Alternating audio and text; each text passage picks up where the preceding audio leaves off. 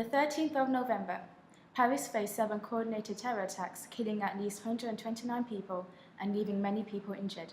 The attacks happened in central Paris. The first 2 explosions took place during a football match in Stade de France.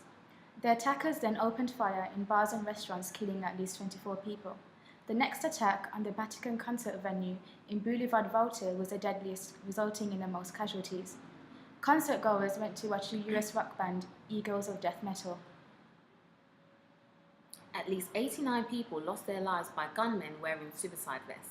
Today we're joined by 2 students, Georgina Tewobade and Lydia Abdo, who are on an Erasmus year abroad in Paris 13 University. They will be telling us how they've been affected by the attacks that happened on Friday. Georgina and Lydia, we were just going to ask you a couple of questions about the attacks that took place on Friday. So, where were you on Friday night when the attacks happened? Well, we were both at home in our apartments, but we don't live together. Yeah, we were actually planning to go out that night, but thank God we didn't. So I think we got lucky there because we were actually safe in our own homes. But after hearing the news and watching social media and things, we were actually quite shocked and overwhelmed. So what is your experience now of being out on the streets in France? Well, we don't feel safe here as it's not our hometown. And as some of the attacks happened close to our uni, which is in Saint Denis, near Saint Denis, and then it's happened close to this apartment that we're actually in. So it's a bit nerve-wracking when we leave the house. Yeah, especially getting public transport and, trying to continue with our daily lives. I find it quite difficult as well. Like Georgina said, it's not home for us, so we don't know where to go. We don't know how to react. We're just trying to be safe as much as we can, but it's just that paranoia. It's just the back of our minds. It's just constantly there when we go out. So sometimes we don't even feel safe in our own homes here. It's crazy. Being students on Erasmus, do you feel as though your experience has changed drastically now? Drastically. Definitely, 100%. yes. Like, I don't know if you clearly heard the news today. Saint Denis, the police raided an area. And this morning we were both going to go to the university and actually give blood in aid to help those who had lost a lot of blood. But with the news that we couldn't even leave our houses and go to Saint Denis because it was closed off. Yeah, I mean, when we first got here, the first couple of months of Paris before all this happened, I mean, we loved Paris. We still do love Paris, but it was so safe to go out, even at night or in the day, no matter what time it was during the day. It was safe for us. We go out, we'll have fun.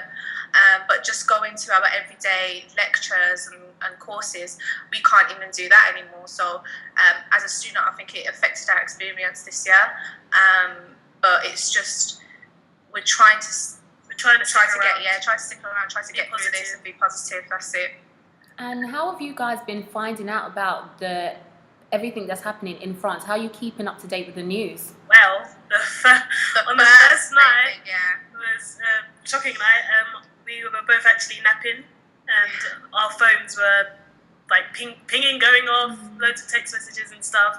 And then, like, obviously, family was screenshotting, telling us things that had happened. And I feel like we've been keeping up on Facebook and Twitter. Yeah, Facebook, Twitter, Instagram. I mean, thank God for social media. I think social media has taken a big part on the news and how we find information. I mean, our university contacted us through Facebook, and obviously to check that we are all safe, again, through Facebook. But listening to the French news, of course, and just normal websites like the Daily Mail and the Guardian. I think that's how we keep getting updated as well. And obviously on YouTube now, they have like a live news feed, which is very useful. So we just play that in the house. So just to keep updated, so to see if it's safe to go out or not, because I feel like it's very important just to keep ourselves updated on what's going on. So Facebook now has a new feature which enables you to check on your friends and family around the world and to see if they're safe. What do you think about this new feature?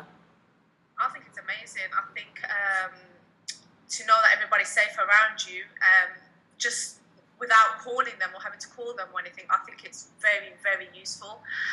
It must be a new update or something, because I remember last time they didn't have anything like this. But I hope that still continue this this new update, but not just in Paris, obviously, everywhere around the world, just to let everybody know that you're safe, without obviously having to call them or something like that. I remember when I marked myself as safe, everyone started to like it, everyone knew that I was okay. But Georgina did not mark herself safe, so we were all getting worried, because obviously Georgina was asleep, but thank God nothing happened after a few phone calls, and she marked herself safe. That's how my mum found out that I was safe, because she was on night duty at work, and she actually called me because she finally got time off, and she said that I've seen that you're safe on Facebook. So, she gave me time to, adjust to everything. Then she called me to tell me. Yeah. It's a great update. How do you feel about the support Paris has received after the attack? I think it's been great, but a bit different.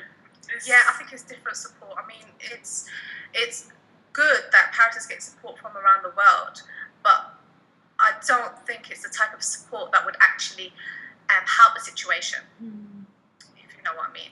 I just really hope that there's a different way of going about this, and I do really hope that things get calmer,